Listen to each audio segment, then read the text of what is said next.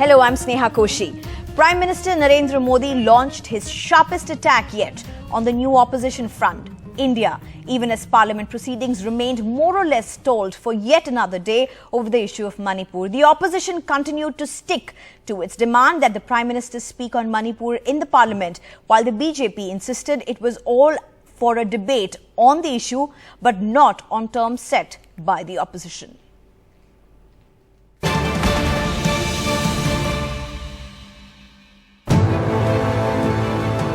The sharpest ever attack by Prime Minister Modi on opposition unity. At a closed-door BJP meeting this morning, amid continuing parliament disruptions over Manipur, where he cited the terror group Indian Mujahideen and the banned Islamic organization Popular Front of India and even the East India Company, while deriding the opposition alliance for its new name, I.N.D.I.A. The Prime Minister attacked the opposition as defeated, tired and hopeless. उन्होंने एक बहुत बड़ी टिप्पणी की कि Indian national Congress एक अंग्रेज ने बनाया था, ईस्ट इंडिया कंपनी भी अंग्रेजों ने बनाया था। आजकल लोग इंडियन मुजाहिदीन भी नाम रखते हैं, इंडियन पीपुल्स फ्रंट भी नाम रखते हैं, तो चेहरे पे चेहरे लिखाते हैं, सच्चाई कुछ और है। Soon after this scathing attack by the Prime Minister, senior Congress leader Rahul Gandhi hit back on Twitter, saying opposition front will help heal Manipur and rebuild the idea of India in the northeastern state. Other opposition parties also criticized the Prime Minister. India team যখন খেলতে নামে India India তখন কি আর কেউ মুজাহিদ্দিন বলে? India team দেশটার নাম কি India? What is your motherland? আমরা লিখি India. তো India India India যত ইন্ডিয়া নামের সাথে যুক্ত করে ওনারা যত বাজে বাজে কথা বলবে তত মনে হবে যে নামটা ওনাদের পছন্দ হয়েছে।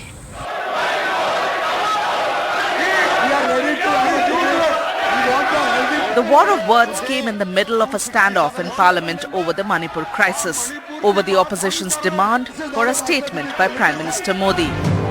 Home Minister I.N.D.I.A wrote letters to the opposition leaders of both houses, saying the government wants a discussion on Manipur. मैंने आज दोनों सदन के विपक्ष के नेता को पत्र लिखा है कि कितनी भी लंबी चर्चा के लिए मैं तैयार हूं। सरकार को कोई डर नहीं है, चर्चा जिसको करनी है मणिपुर पर वो चर्चा करने हमें कुछ छुपाना नहीं है। हमने दोनों विपक्ष के नेताओं को मैंने आज पत्र लिखा है। मैं कहता हूं कि जनता आपको देख रही है, चुनाव में जाना है, जनता के खौफ को ध्यान में रखे और मणिपुर जैसे संवेदनशील इश्यू पर चर्चा के लिए उचित माहौल सदन में बनाइए, ऐसी मेरी विनती है। आज मणिपुर जल रहा है, रेप हो रहे हैं, मणिपुर में मकाना जला है और आप वहाँ मणिपुर की बात हम कर रहे हैं, मणिपुर की बात हम कर रहे हैं, प्राइम मिनिस्टर ईस्ट इंडिया की बात कर रहे हैं। हाँ, इंडिया मीन्स ईस्ट इंडिया बोल रहे हैं। देश जानना चाहते हैं, पूरा देश जानना चाहते हैं कि इनका जो कारनामे है वो कारनामे सामने आए, छत्तीसगढ़ पे भी चर्चा हो, राजस्थान की बहन बेटियों पर चर्चा हो, मणिपुर पे भी चर्चा हो।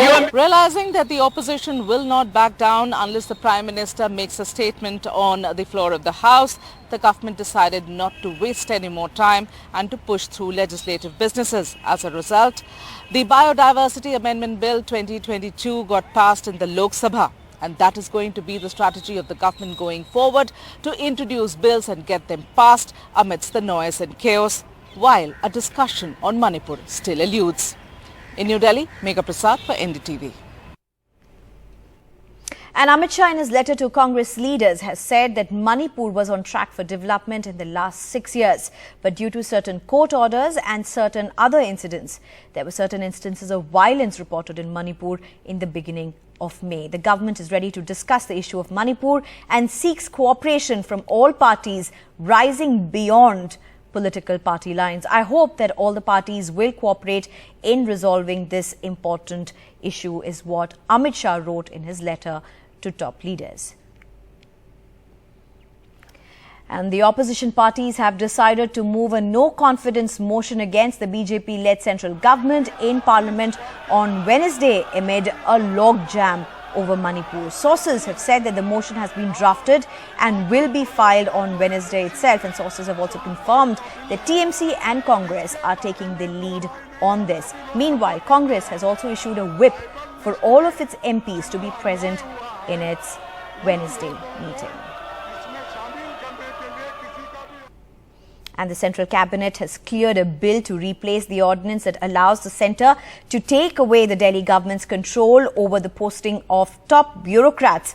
According to sources, the bill is set to be introduced in the parliament soon, and the ordinance had become one of the latest flashpoints between the BJP and the Arvind Kejriwal government in Delhi. The I.N.D.I.A party dispensation, backed by the Congress and other opposition parties, has challenged it in the Supreme Court.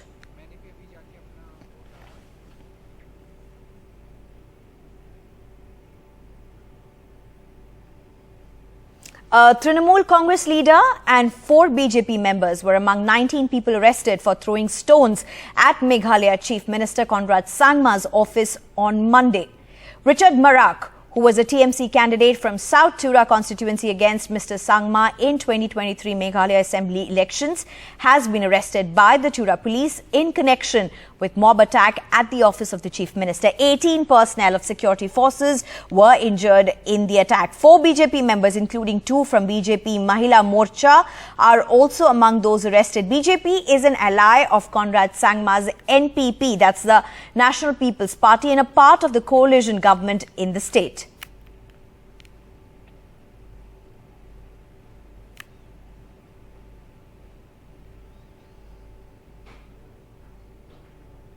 A 19-year-old tribal woman's escape from the clutches of her abductors in violence-hit Manipur has shown both the brutality and the humane side of the citizens. The young woman in Imphal had stepped out to withdraw money from an ATM but was kidnapped by 4 men and assaulted across 3 locations before she finally managed to give them the slip. She escaped with the help of an auto driver who came to her rescue. NDTV spoke to the survivor at an undisclosed location where she is currently staying. As violence unfolded in Imphal, several people tried to escape from violence-hit areas. A 19-year-old tribal woman claims as she was planning her escape and went out to get money from an ATM, she was kidnapped by a group of men from this area, and that's where her trauma started.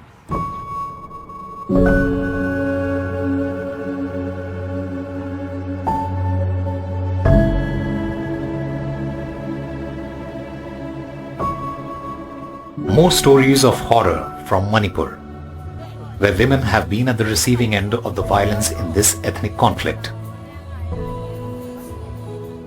A young woman claims she was kidnapped by a group of men and then assaulted and handed over to a valley-based underground group on May 15th.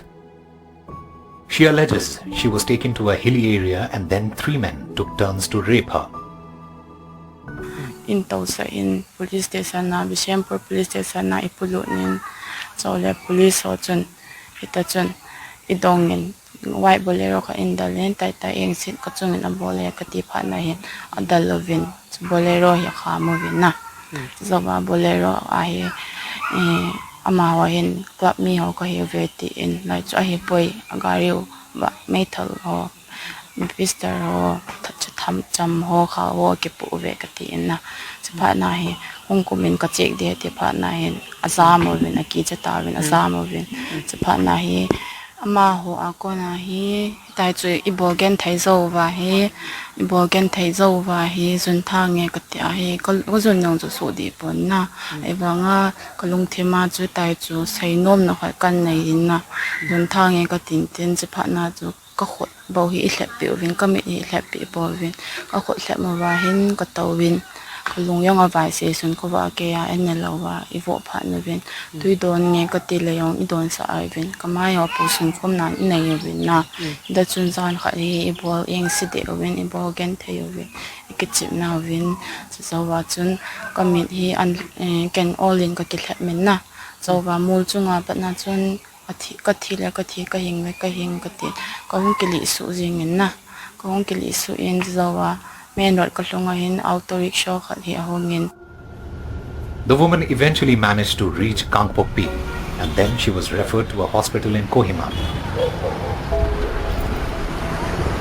According to her complaint at the Kangpokpi police station, which she was able to file only on 21st July. She says she hid under a pile of vegetables in the auto she escaped in. More than 2 months later, she filed a complaint with the Kangpokpi police station. Now a case of gang rape, criminal intimidation and kidnapping with the intention of murder has been registered at the Porumpat police station. Police sources say they have recorded a statement of the officer in charge of the police station. She visited briefly and checked the CCTV footage in nearby areas. The police admit no arrests have been made, no accused have been identified, and they have not found any evidence in the course of their investigation so far. The police say the investigation into this horrific complaint of alleged kidnapping and gang rape is underway, but the lack of evidence to corroborate what the victim has alleged is hampering the investigation, and it's this lack of evidence that the police are claiming that puts a question mark on whether these victims will eventually get justice or not. With camera person GD Shankar, in Manipur, Saurabh Gupta, NDTV. And not very far from Delhi, just about 30 to 35 kilometers away in parts of Uttar Pradesh bordering the national capital in Ghaziabad as well as Noida, Hindon River level has been the highest since 1978. The river is overflowing, flooding and inundating several areas. Houses and cars have been submerged. These are the visuals that are from some of the affected areas in Noida. And this is very close to a residential complex. In fact, this is the highest level of the river since 1978. NDRF teams have been supplying food and essentials in some of the worst affected areas in villages of Ghaziabad as well. Rescue operations have been going on through the day.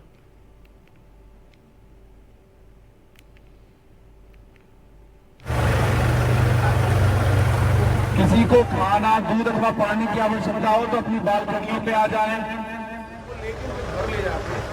India reports on the roads of Kharera village in Uttar Pradesh's Ghaziabad, around 35 kilometers away from Delhi.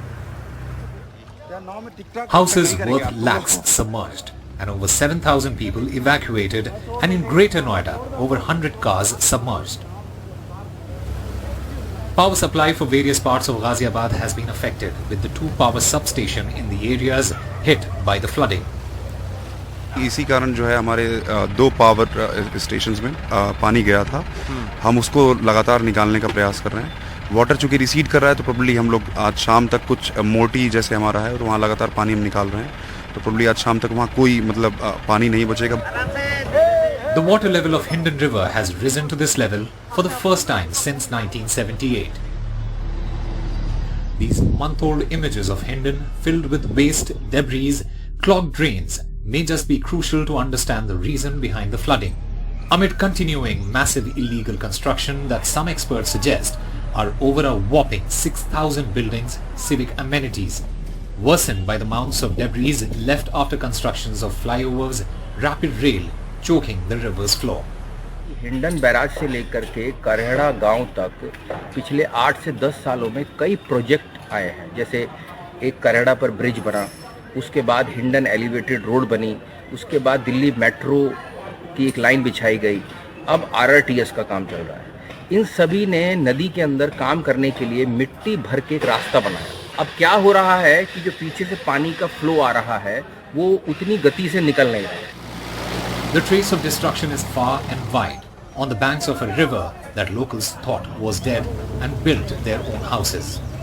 With Ravish Ranjan Shukla from Ghaziabad, Usama Shab for NDTV. Well, it's time for a short break. On the other side, we have lots more.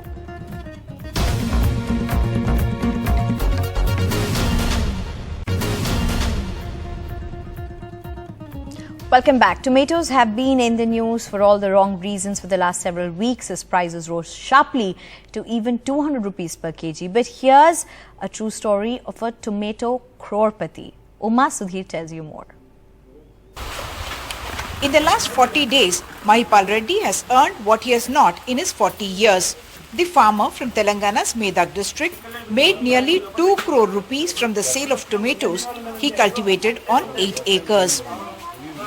हम ये टमाटर harvesting अप्रैल 15 से करा, अप्रैल 15 से जून 15 तक harvesting चालू हुआ. अभी तक रोजाना 200 बॉक्सेस पिकिंग कर रहे. अभी तक 7000 बॉक्सेस पिकिंग करा. और भी है, बारिश बहुत हो रहा है. बारिश 10 दिन से बहुत बारिश हुआ. अभी तक भी झाड़ अच्छा है, मगर कैसा देखेंगे. अभी तक 1 करोड़ तक ऊपर ही है आने वाला. और बहुत हमारा को ये रेट तो बहुत अच्छा आ गया. बहुत खुशी हो रहा है. हमारा मुख्यमंत्री भी हमारा सम्मान करा. बहुत संतोष है.